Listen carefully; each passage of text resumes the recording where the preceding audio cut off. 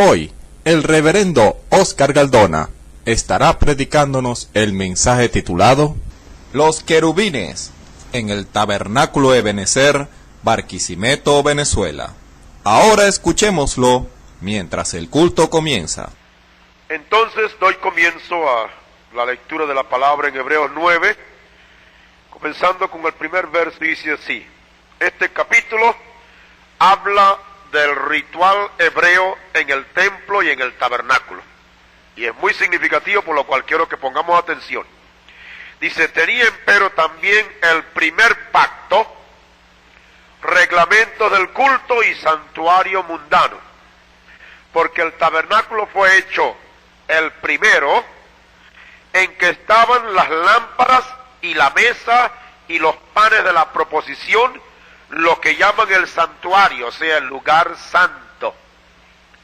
Tras el segundo velo estaba el tabernáculo, que llaman el lugar santísimo, el cual tenía un incensario de oro y el arca del pacto, cubierta de todas partes alrededor de oro, en el que estaba una urna de oro que contenía el maná, y la vara de Aarón que reverdeció, y las tablas del pacto. Y sobre ella los querubines de gloria que cubrían el propiciatorio, de las cuales cosas no se puede ahora hablar en particular. Estas palabras, son muy significativas, y ahora tenemos un poco de luz.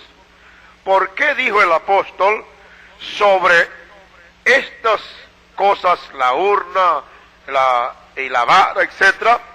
Estaban los querubines de gloria que cubrían el propiciatorio.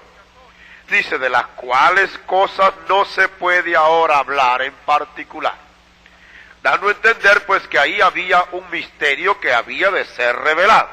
Amén. Bueno, vamos a orar y pedir al Señor que nos ayude, a ver si extendiéndonos un poco en esta noche el Señor nos concede ver más sobre esto. Padre nuestro, te damos gracias en esta hora por esta palabra que hemos leído, a donde está, Señor, este misterio, este simbolismo tan perfecto. Y ahora la abordamos en la confianza que tu palabra mismo nos da, de que en esta edad, cuando el misterio de Dios sería consumado, tu Espíritu nos sería dado para guiarnos a toda verdad. Te rogamos, Señor, que en esta noche tú nos abras el sentido y nos concedas por tu gracia entender y conocer lo que aún no hemos visto. Mira, Señor, la profundidad de tu palabra que tú mismo escribiste, y ahora ábrela a nosotros y enséñanos con ella. Te lo pedimos en el nombre del Señor Jesucristo. Amén. Pueden sentarse, hermano.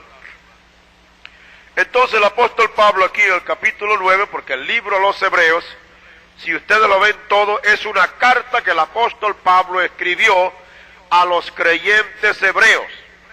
Y ahí a los creyentes hebreos el apóstol Pablo procuró mostrarles todas las cosas relacionadas con la ley, con la entrada a Canaán, con las tablas, con todas las cosas, con el sacerdocio, con Melquisedec, todas las cosas que correspondían en la vida nacional y vida religiosa y vida de importancia a Israel.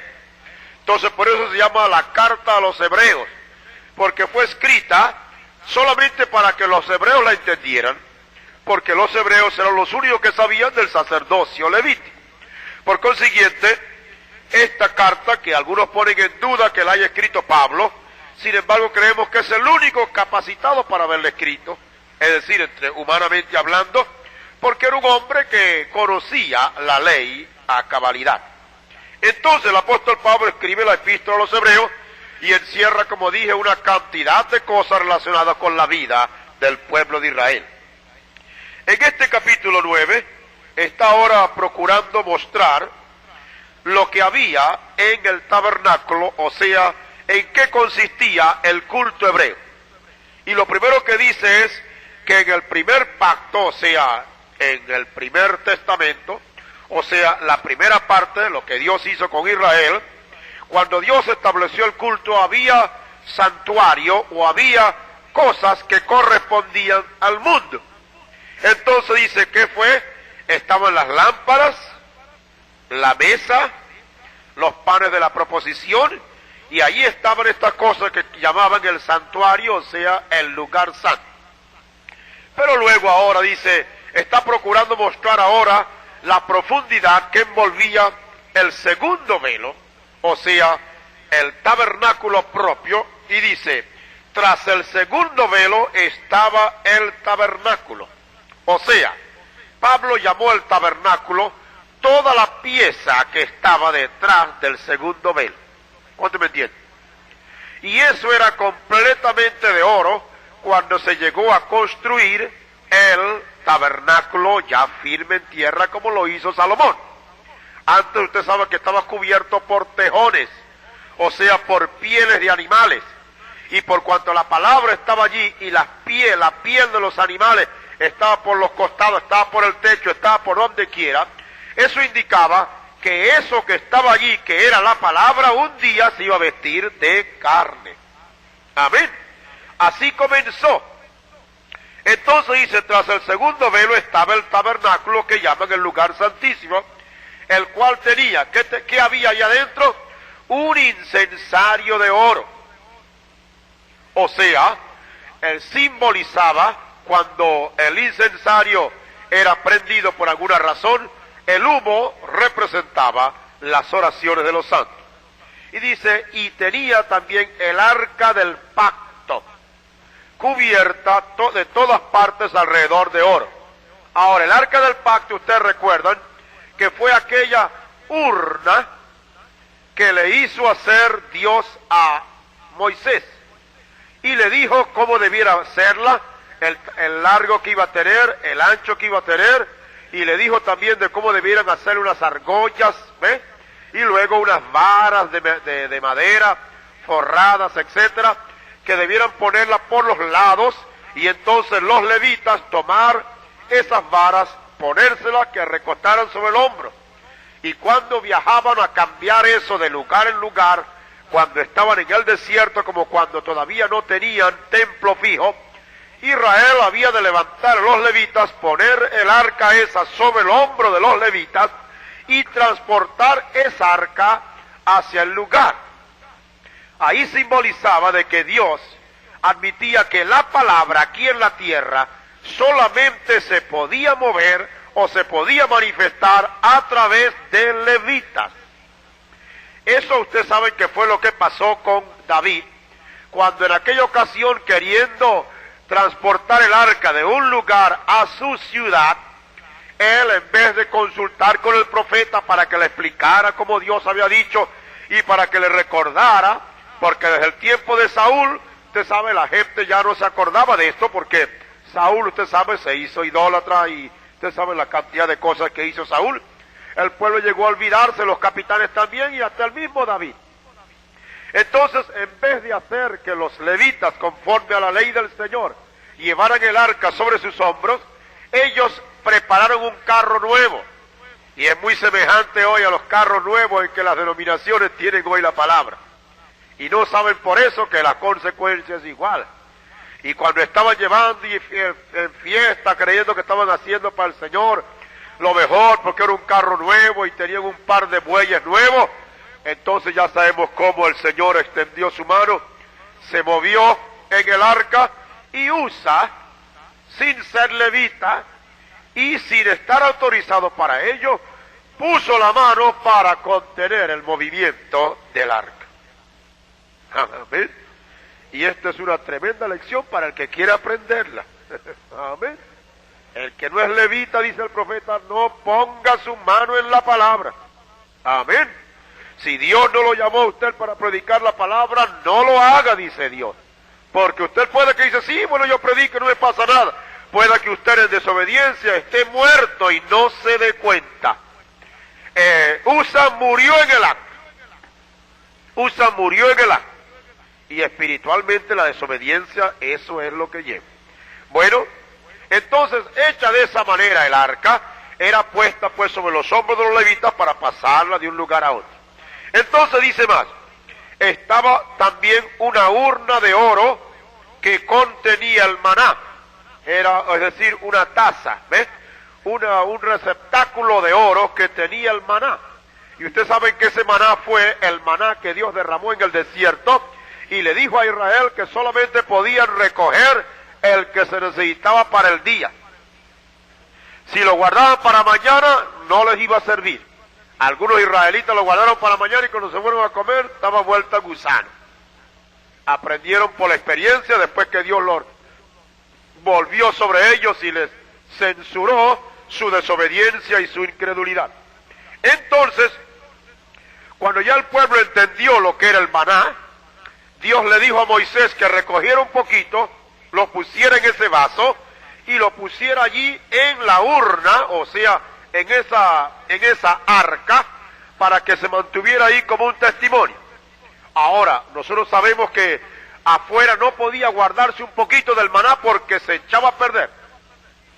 ¿Ves? Se podría, no podía servir, se echaba a perder.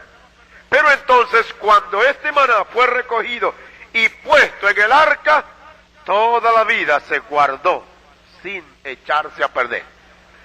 Esto prueba un milagro del Señor, amén. Porque hay que ver, si afuera se echaba a perder y en la casa de la gente se echaba a perder y escondido en quizás qué lugar, quizás si usted hubiera tenido una nevera lo mete ahí le cría gusano, porque era orden de Dios. Él dijo había que recoger únicamente para el día. Pero en cambio esta porción recogida y puesta junto al arca, nada le pasaba, aleluya. ¿Ve usted, hermano, cuando la palabra no está guardada donde debe estar guardada? No sirve. Amén. Es cuando está en el lugar propicio, ahí esa palabra no se mezcla con nada. Amén. Entonces, cuando no está en el lugar propicio, la mezclan en las denominaciones, la mezclan por acá, y por supuesto se vuelve una podredumbre. Pero la palabra de Dios conservada en su lugar, donde debe ser conservada, a donde no es posible que se mezcle, porque estaba donde, en la presencia del Señor. Amén. Entonces ahí estaba esa porción del maná. Pero dijimos también que ahí estaba la vara de Aarón que reverdeció. La vara de Aarón, usted sabe, fue la vara que permaneció cuando parecía que había una disputa y los demás de las tribus decían, bueno, ya el Señor llamó a Moisés como profeta, pero ahora este Aarón ahí está como que dice entremetido ahí. Cuando Dios vio la lucha entre la gente, dijo, bueno, vamos a resolver eso, y le dio a Moisés las instrucciones. Así dice el Señor. Cada uno levante por las tribus, la de Rubén, la de Judá, la de Leví, la de Isaacar, la de cada uno de ellos, levante una vara, vaya y corte una vara de almendro por allá, y tráigala acá y la vamos a poner aquí, y cada uno fue marcada con el nombre, la tribu, etc. Pues cada uno se fue a acostar. Y el otro día por la mañana, cuando aparecieron todas las demás varas, estaban ahí, quizás hasta peor de cómo la pusieron, porque estaban ya un poquito secas. Pero la de Aarón reverdeció. La vieron que le salieron hojas, aleluya. Pero más que hojas, le salieron almendras. Dio fruto en el acto, en una noche. Aleluya. Oh, hermano, Dios puede hacer que un árbol tome 1 año o 2 años, según sea la naturaleza del árbol, para que crezca y dé fruto. Pero si Dios quiere que se convierta de la noche a la mañana, lo hace. Amén.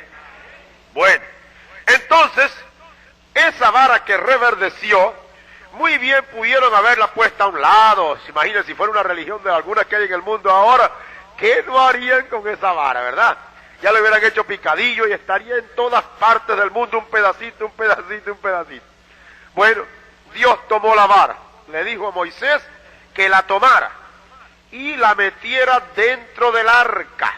Por eso el arca tenía la tacita de oro con el maná, tenía la vara de Aarón, y la vara de Aarón representa el ministerio, porque lo que estaba en juego, lo que estaba en disyuntiva y en lucha, era el ministerio de Leví, o sea, el ministerio de Aarón, que venía de la tribu de Leví, porque era hermano de Moisés. Así que, démonos cuenta cómo entonces Dios escogió a los levitas, o sea, los hijos de Leví, para que ocuparan el ministerio.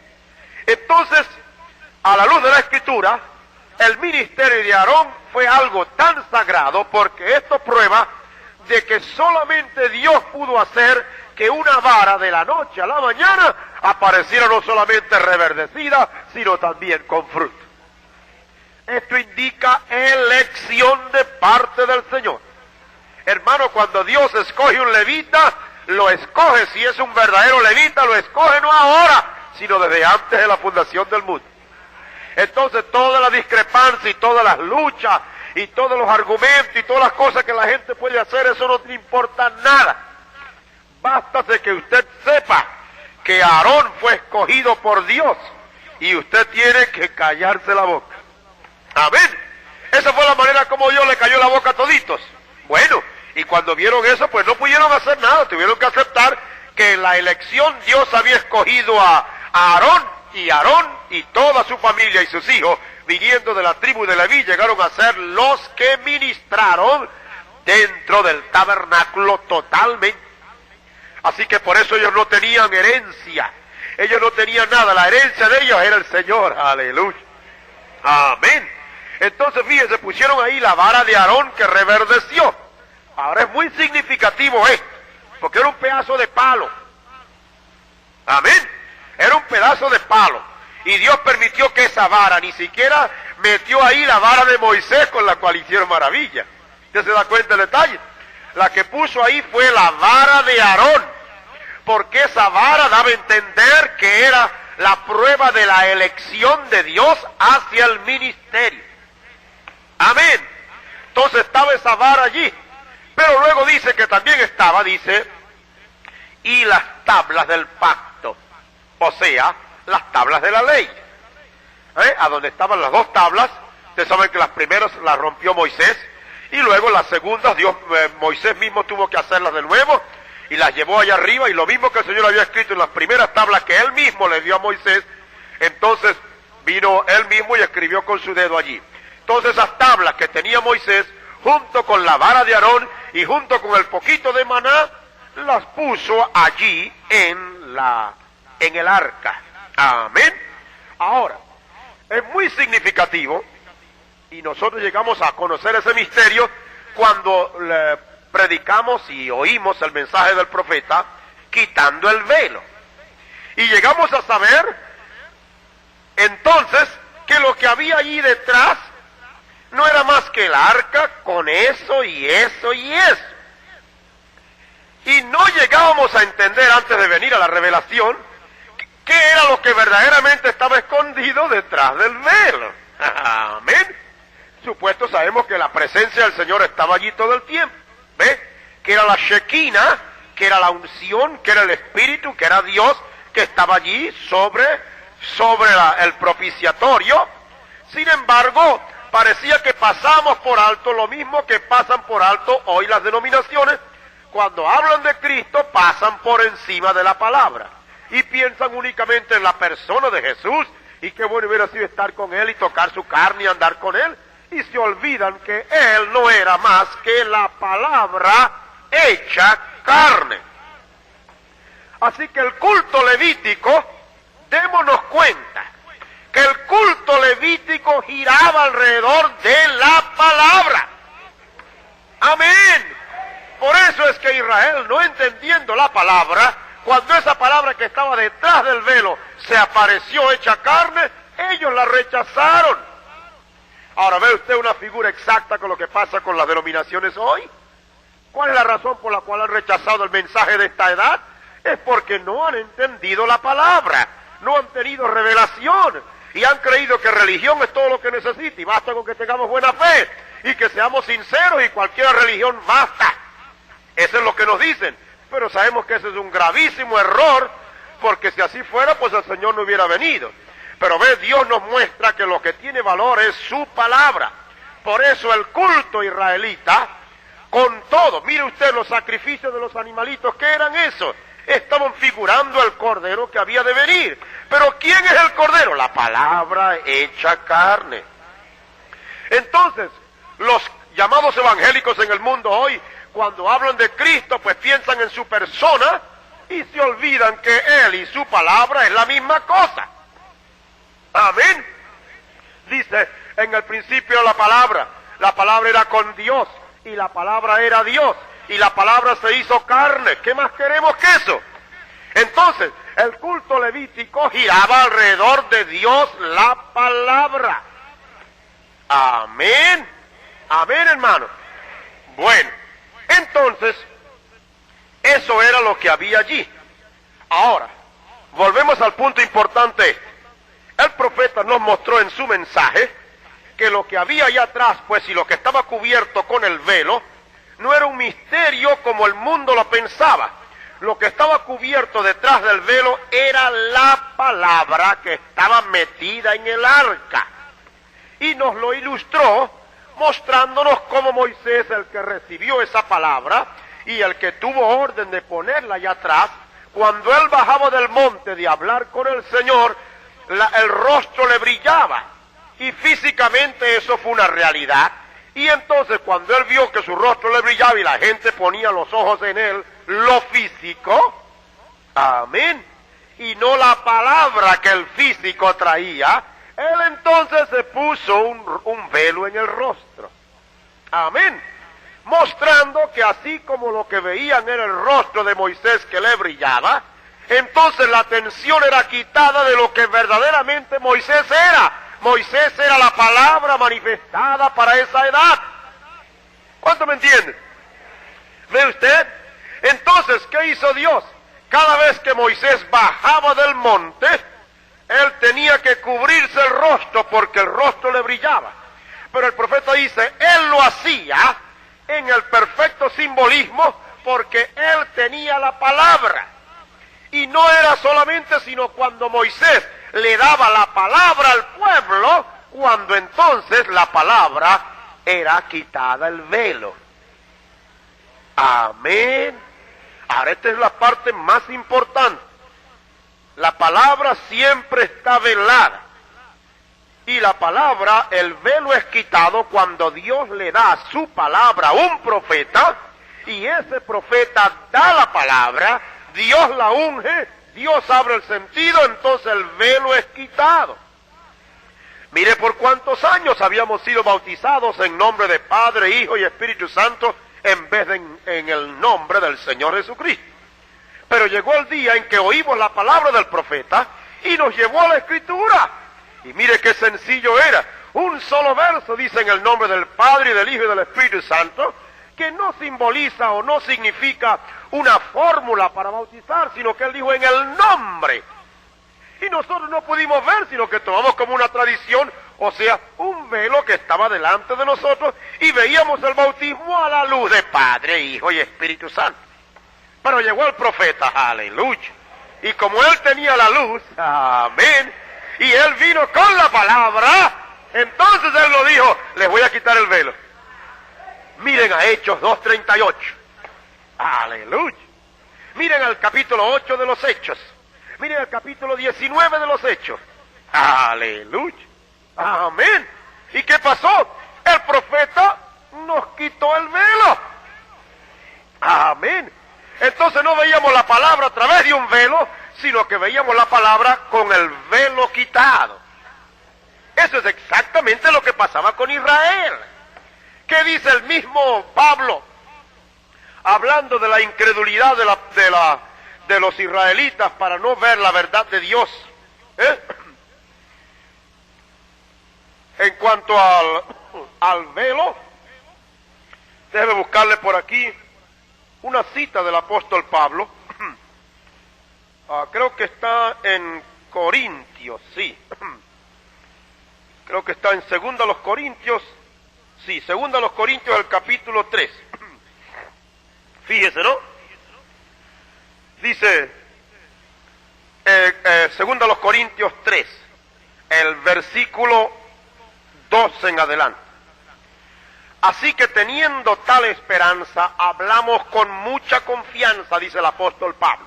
Estamos hablando con la confianza de la palabra revelada. Y no como Moisés, que ponía un velo sobre su faz, para que los hijos de Israel no pusiesen los ojos en el fin de lo que había de ser abolido. Pero los sentidos de ellos se embotaron, porque hasta el día de hoy les queda el mismo velo no descubierto en la lección del Antiguo Testamento, el cual por Cristo la palabra es quitada. Y aún hasta el día de hoy, cuando Moisés es leído, el velo está puesto sobre el corazón de ellos. Mas cuando se convirtieren al Señor, el velo se quitará. Amén. ¿A qué vino? ¿Qué fue lo que vino a hacer el profeta de la edad? Él vino a convertir el corazón de los hijos a los padres. Y eso es todo lo que ha pasado. El profeta de esta edad, al convertirnos a la verdad de hoy, ¿qué hizo? Pues simplemente quitó el velo. Entonces Israel no podía ver, como las denominaciones hoy tampoco pueden ver, porque hay un velo que está delante de ellos. Amén. Bueno, entonces, por ahí vemos que el culto levítico entonces giraba alrededor de la palabra. Es por eso que todo el Antiguo Testamento, ahí las palabras ahí están escritas o dichas por profetas que hablaron. Y Pedro nos dice que ellos hablaron inspirados del Espíritu Santo, dándonos así a entender que la palabra vino porque Dios habló la palabra a estos hombres que llamó como profetas para que ellos dieran la palabra. Y la gente que obedeció a los profetas fue la gente que fue a quienes le fue quitado el velo para poder ver lo que Dios quería decir en su palabra. Todo el culto levítico pues giraba alrededor de la palabra. Ahora es significativo entonces que si detrás del velo lo que estaba allí guardado era la palabra, ahora fijémonos de las otras cosas que estaban. La palabra estaba simbolizada ¿en qué? En las tablas de la ley. Porque esa fue la palabra que Dios dio y escribió con su mismo dedo en las tablas. Entonces Dios, como simbolismo y figura, hizo que las tablas que representaban la ley estuvieran en el lugar santísimo y nadie podía entrar allí. Pero con la ley, que es la palabra, dentro del arca estaba la vara de Aarón y estaba el maná. Ahora, ¿qué es el maná? El maná fue el alimento físico que Israel comió en el desierto. ¿Cuántos años tuvo Israel? 40 años. Amén. Bendito el nombre del Señor. No quisiera decir algo aquí porque no sé que a veces algo llega a pasar. Amén. Pero usted sabe que desde que la nube apareció al profeta en el año 1933, si usted le agrega los 40 años, los 40 años, usted sabe que llegamos al 1973. Ese es el tiempo en que nosotros creemos que para nosotros es el máximo tiempo. Amén. Ahora, durante ese tiempo, Israel comía del maná. Y el maná era el alimento por excelencia. Dios pudo haber hecho que aparecieran todos los días toda clase de animales. Pero y se le dio pan de ángeles. Amén. O sea, pan celestial. Pero ese pan celestial material era figura del pan genuinamente espiritual que había de venir después. Los israelitas en el tiempo del Señor Jesucristo le dijeron que nuestros padres comieron el maná, dándole a entender que ellos verdaderamente eran de Dios porque comieron algo sobrenatural que Dios hizo todos los días. Él le dijo, sí, sí es verdad, pero se murieron todos. ¿Ves? Pero después le dijo, yo soy el verdadero maná, el verdadero pan que ha descendido del cielo. ¿Qué estaba hablando? De que él era la palabra. Amén. Y por cuanto estaba vestida de carne, esta carne estaba mostrando la palabra. Amén. Entonces el maná simboliza la palabra asimilable de la cual vive el creyente. Amén. Dice que eran como hoyuelas de miel. ¿Ustedes han visto como dice el salmista que la palabra era miel a su boca?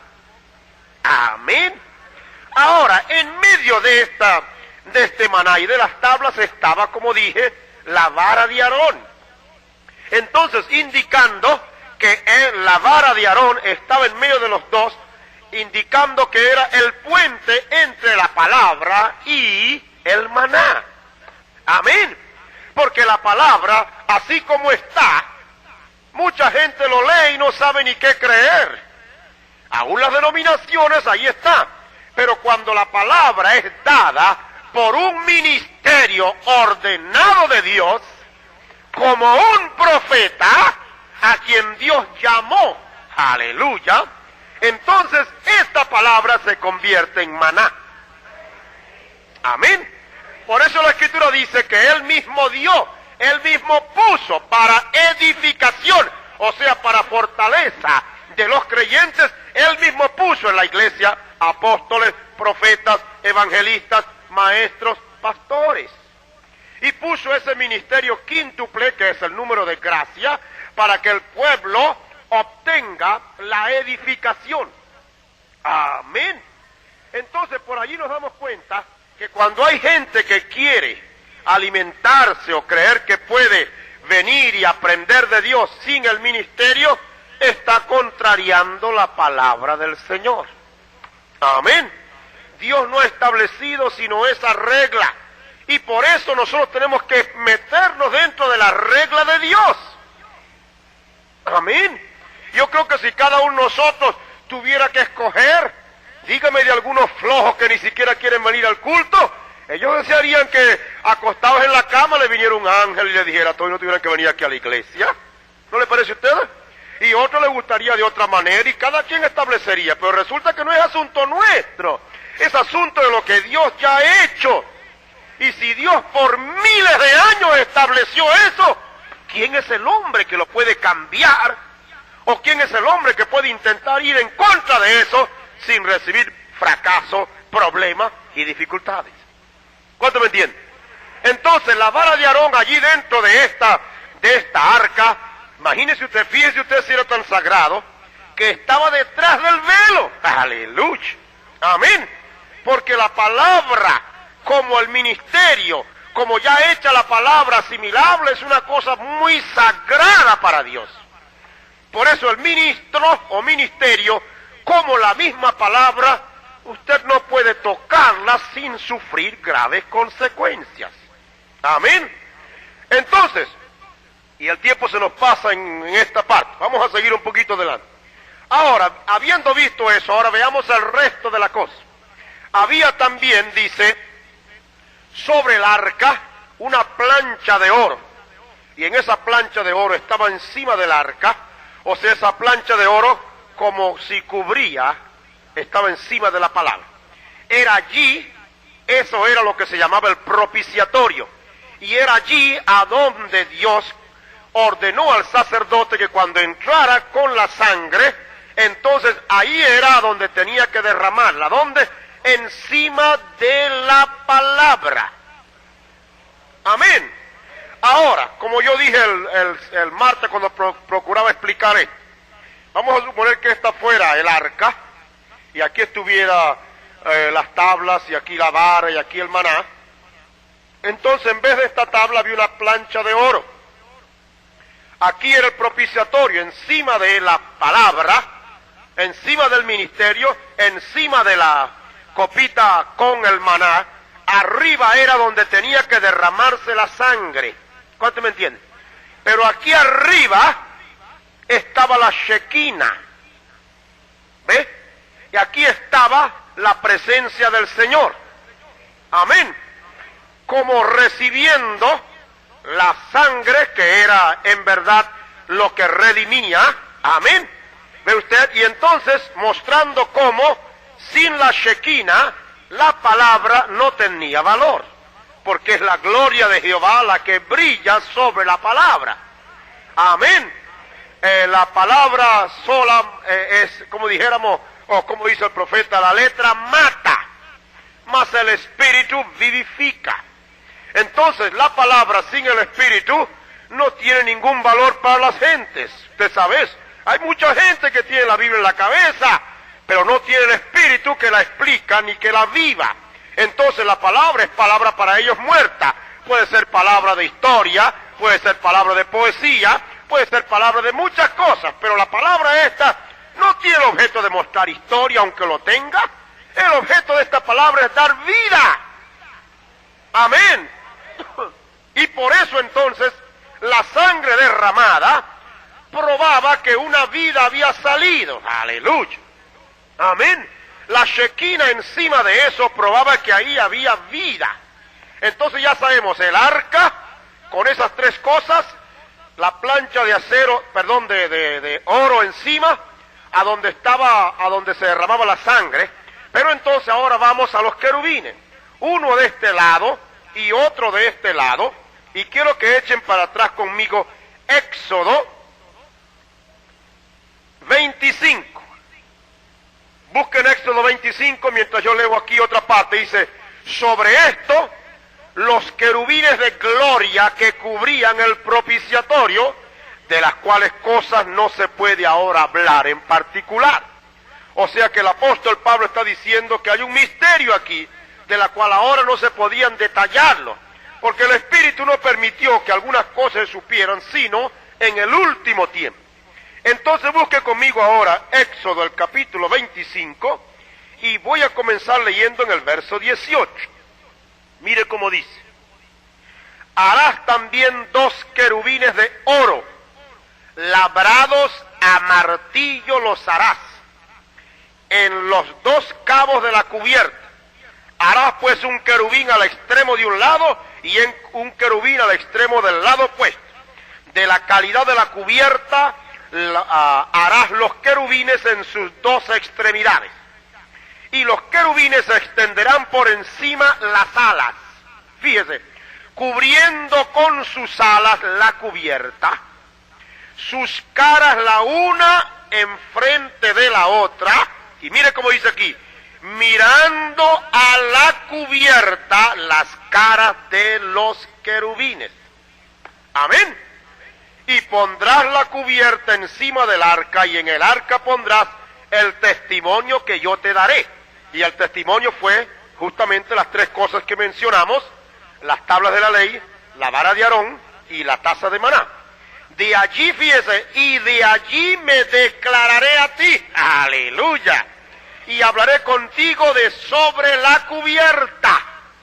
Amén. Fíjese, Dios iba a hablar desde donde estaba la palabra, bendito el nombre del Señor.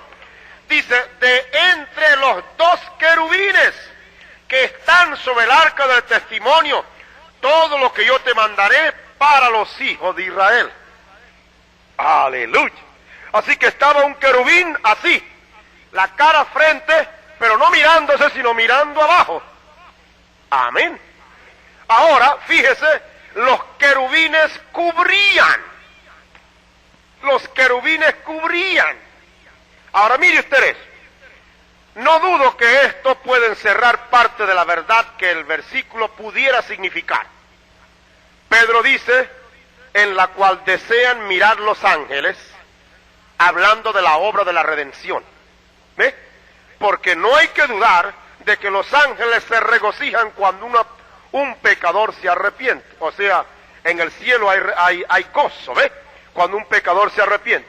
Entonces los ángeles, que saben que los ángeles que rompieron y salieron de su lugar allí en el cielo fueron destronados y metidos en lugares oscuros, y allí estarán hasta el día del juicio, se asombran al ver que el hombre también hizo lo mismo que los ángeles, desobedeció la palabra, pero por causa de la sangre, amén, el hombre es salvado y restaurado.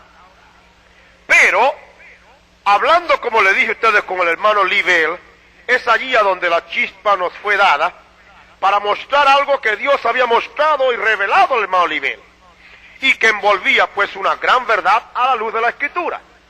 La verdad es esta, dice, fíjese usted que los querubines están mirando sobre el propiciatorio, porque ahí se derrama la sangre, y la sangre se derrama sobre la palabra.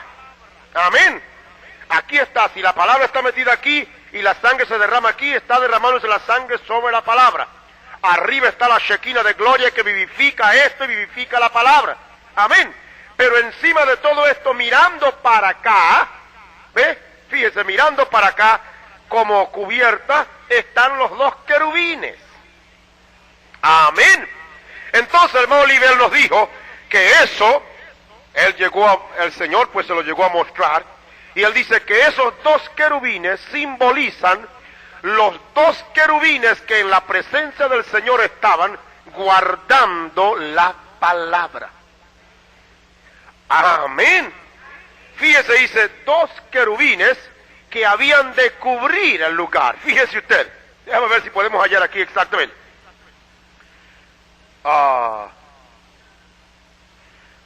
Creo que es en Hebreo donde está la cita que estamos buscando. Un momentico.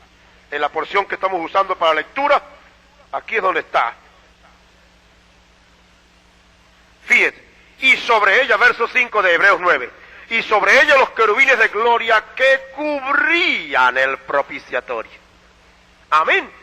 Que cubrían el propiciatorio. Entonces el hermano nos dice cómo dos ángeles en gloria cubrían la palabra. Aquí cubren el propiciatorio porque la palabra ha sido rota y se necesita la sangre para poder redimirla. Amén. O para poder redimir a los que rompen la palabra.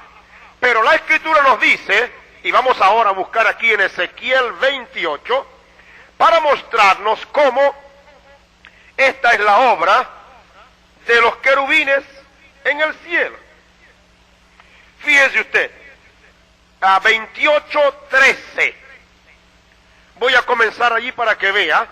Dice, en Edén, en el huerto de Dios estuviste, toda piedra preciosa fue tu vestidura. Está hablando aquí nada menos que del lucero de la mañana, o sea, del que antes de ser lo que fue, que ahora es el diablo y es Satanás.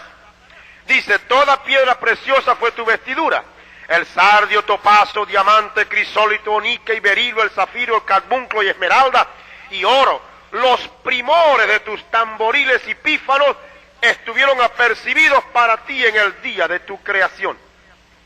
Entonces, fíjese el verso 14, estoy leyendo Ezequiel 28. Dice, tú, querubín grande, cubridor, y yo te puse. Amén. Fíjese, aquí dice la Escritura que él era el querubín grande, cubridor. Bendito el nombre del Señor. Amén. Cuando Dios hace poner aquí los dos querubines de oro, martillados de oro, Él dice que son dos querubines cubridores. Amén. Entonces, si el simbolismo aquí en la tierra es que esos dos ángeles martillados ahora estaban cubriendo la palabra, entonces este ángel que está aquí con otro ángel en el cielo cubrían la palabra. Bendito el nombre del Señor. Amén. ¿Ustedes lo vieron bien? ¿Seguro? Entonces la Escritura dice que este ángel estaba cubriendo en el cielo. ¿Qué es lo que cubría? La palabra. O sea que Dios puso en las manos de ellos que ellos fueran guardianes de su palabra. Amén. Ahora entendemos el misterio, si así podemos llamarlo. Ahora entendemos el misterio de la caída en el cielo. Aleluya. ¿Qué fue lo que pasó allá?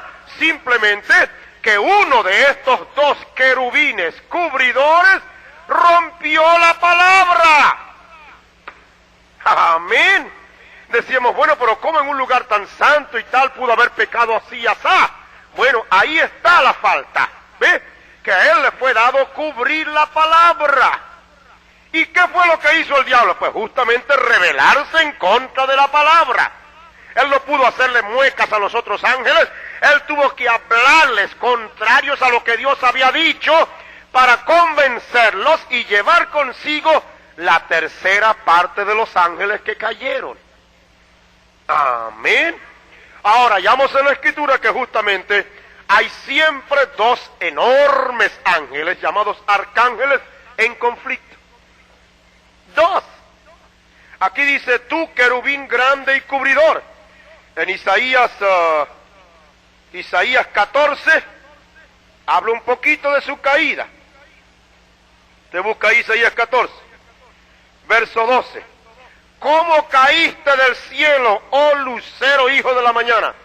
cortado fuiste por tierra, tú que debilitabas las gentes, tú que decías en tu corazón, subiré al cielo, en lo alto junto a las estrellas de Dios ensalzaré mi solio, y en el monte del testimonio me sentaré a los lados del aquilón, sobre las alturas de las nubes subiré, y seré semejante al Altísimo. Estas fueron sus palabras y sus deseos que él concibió y que él propuso a los otros ángeles. Amén. Entonces nos damos cuenta, dice, ¿cómo caíste del cielo?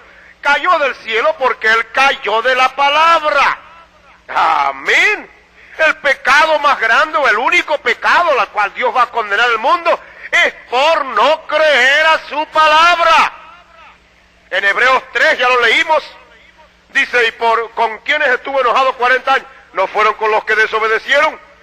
¿Y quiénes no pudieron entrar? Sino aquellos que fueron incrédulos a la palabra. En Cades Barnea, cuando llegaron los espías con la verdad, 2 de ellos, Josué y Caleb, los demás espías, 10 de ellos dijeron, no, nos matan a esa gente, nos van a comer porque son como gigantes y nosotros como langosta. Josué y Caleb le dijo, Dios que nos ha traído hasta acá y que nos ha dicho que vamos a poseer la tierra, Él los va a llevar, entremos porque no serán sino nuestro pan. Aquella gente no creyó a la palabra y más bien quisieron apedrear a estos 2 hombres, y no es porque la nube de Dios aparece sobre el tabernáculo y se asustan. Amén. Entonces Dios dijo, bueno, pasaron 40 días allá espiando la tierra, un día por año. Y pasaron 40 años en el desierto hasta que se murieron toditos. ¿Por qué? Por la incredulidad. El profeta nos dijo en un mensaje, ustedes recuerdan en días pasados, él dijo, Dios no va a condenar al hombre porque es un adúltero, un fornicario, un ladrón, un criminal. No, Él lo va a condenar porque fue incrédulo a la palabra. Amén. ¿Por qué? Porque dando la palabra y dando el mensaje, Él no lo quiere aceptar. Y si no acepta la palabra del Señor, tiene que sufrir el pecado de la incredulidad. Ese fue el reto del Señor. Cuando Él habló con los judíos, y ellos estaban procurando decirle esto, Él le dijo, ¿quién de vosotros me redarguye de pecado? Amén. ¿Qué estaba refiriéndole a Él? ¿Quién de ustedes me puede señalar que estoy diciendo algo contrario a la palabra de Dios? Escudriñar las Escrituras y ver que lo que Dios dijo en la palabra, eso lo dijo de mí, y las palabras están dando testimonio de mí. Amén.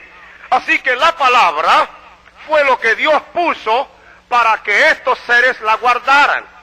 Entonces, uno de ellos, como sabemos, el querubín, que fue el querubín cubridor, de lo cual Dios no dice nada del otro, porque el otro no le pasó nada. Está hablando del que pasó el desastre, ¿ve? Del que rompió la palabra, el querubín cubridor, que era Satanás, él rompió la palabra. Entonces se rebeló contra el Señor, y por consiguiente trajo consigo a una tercera parte de los ángeles que se rebelaron contra él, contra Dios, juntamente con él.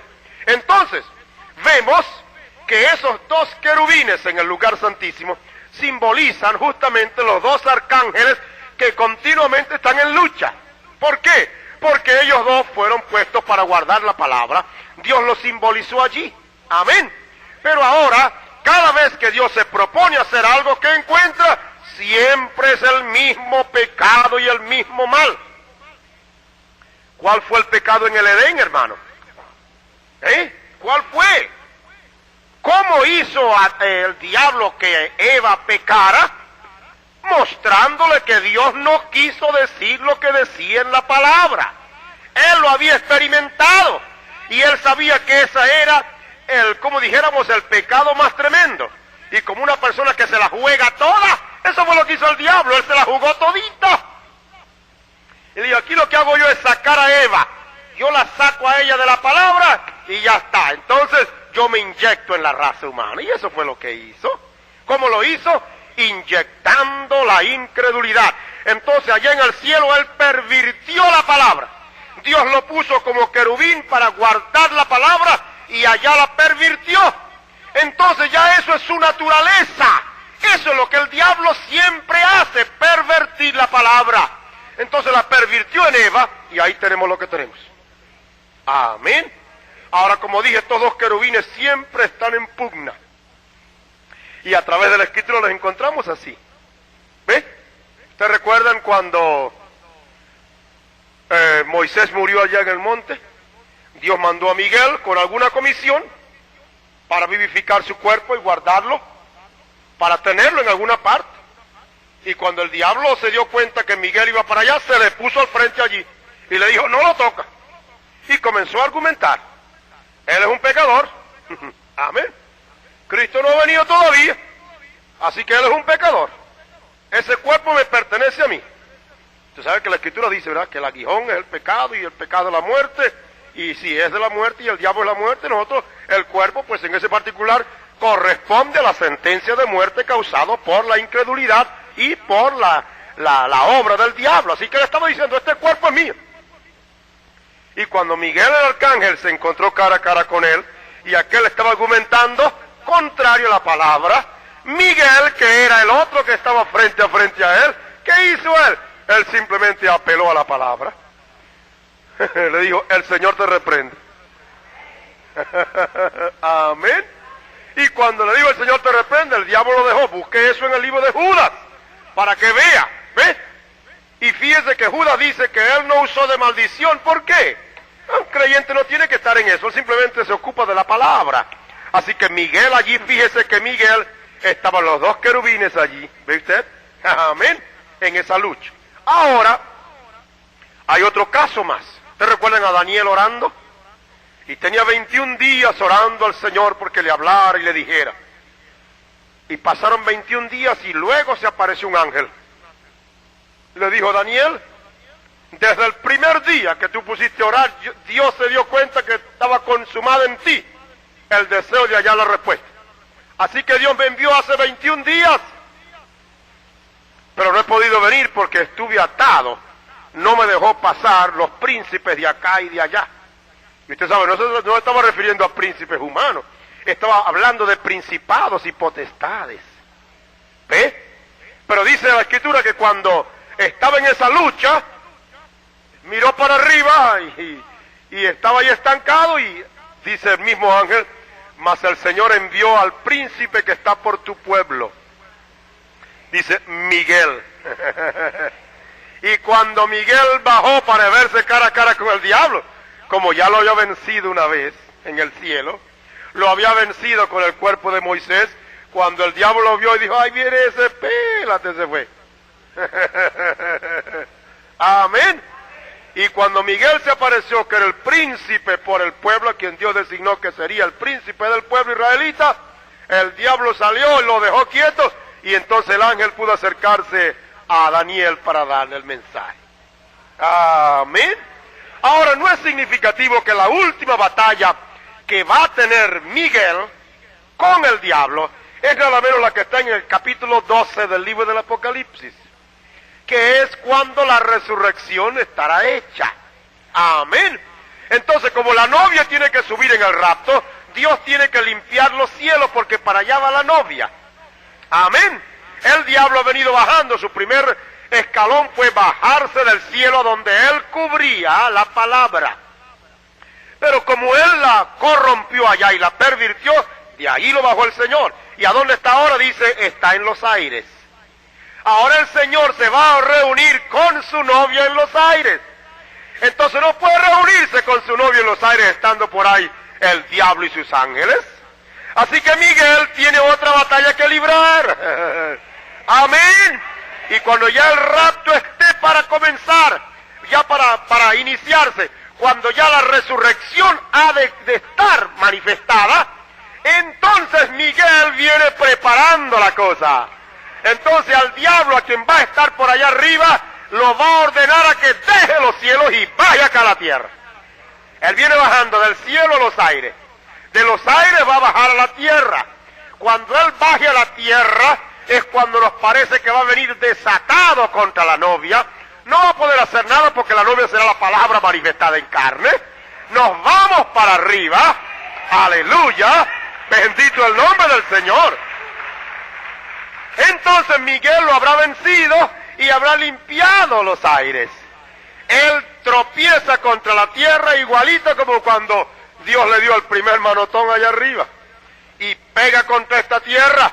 Y aquí queda. Entonces cuando la gran tribulación, él estando aquí, se desata. Y estando en tierra sin poder subir a los aires, porque ya le es prohibido, entonces el diablo es cuando se encarna en el anticristo y hace todo lo que está haciendo. Pero él sigue descendiendo, porque usted sabe que de la tierra después va bajando más. ¿A dónde va? Debajo de la tierra. Cuando termina el milenio, aleluya, o antes del milenio, cuando vaya a comenzar el milenio, Dios lo va a meter debajo de la tierra. Amén. Y ahí va a estar atado por esos 1000 años, no va a poder hacer nada. Y cuando termine todo, entonces el infierno, a donde él está, y todo va a ser echado en el lago de fuego para que todo se consuma. Así que vemos por la Escritura esta perfecta enseñanza y simbólica que nos da una gran bendición estudiar. Amén. ¿Quién hubiera podido saber este misterio tan precioso de que esos 2 querubines allá atrás eran los guardianes de la palabra? Amén. Es por eso, hermano, que la lucha hoy no es una lucha religiosa en este aspecto, es una lucha del diablo procurando convencer a la gente que este libro, la Biblia, no dice lo que quiere decir. Amén. Y cuando la gente no le ha quitado el velo, cuando Dios no lo mete detrás del velo para que vean la palabra, como ha metido Dios hoy a la simiente predestinada por causa del profeta, porque cuando se convirtieren Israel, cuando se convirtieren, el velo se quitará. El profeta de la edad vino, Malaquías 4, 5 y 6, que él iba a enviar a Elías antes del gran día y terrible de Jehová. Él convertirá el corazón de los hijos a los padres, convirtiéndonos a la verdad de la palabra pura. ¿Qué ha pasado? Nos ha quitado el velo. Entonces la novia está ahí atrás. Aleluya. Amén. Por eso es que la novia ve la palabra. Pero los demás pueden estar aún en el lugar santo, donde hay esto y donde hay aquello. Pero eso no significa nada. Algunos están en el atrio, otros están en el lugar santo. Pero donde tenemos que estar es en el lugar santísimo. ¿Por qué? Porque ese lugar lo abrió el Señor cuando murió en la cruz del Calvario. Él era la palabra encarnada que estaba expuesta para todo aquel que en él creyera, viera la palabra. Amén.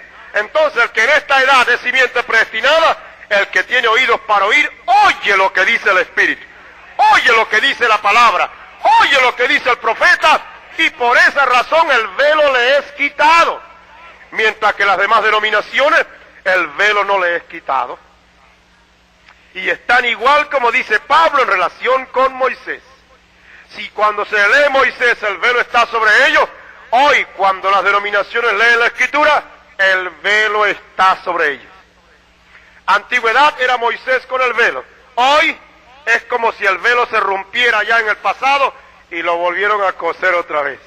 Y las denominaciones tienen un velo cosido, remendado. Amén. Y así como está, Él les está cubriendo la palabra. No la pueden ver. Amén. Y por eso sus concilios, sus papas, sus obispos, lo que sea, llegan a servir de velo para ellos. Pero gracias a Dios, la novia ha penetrado hasta el lugar santísimo.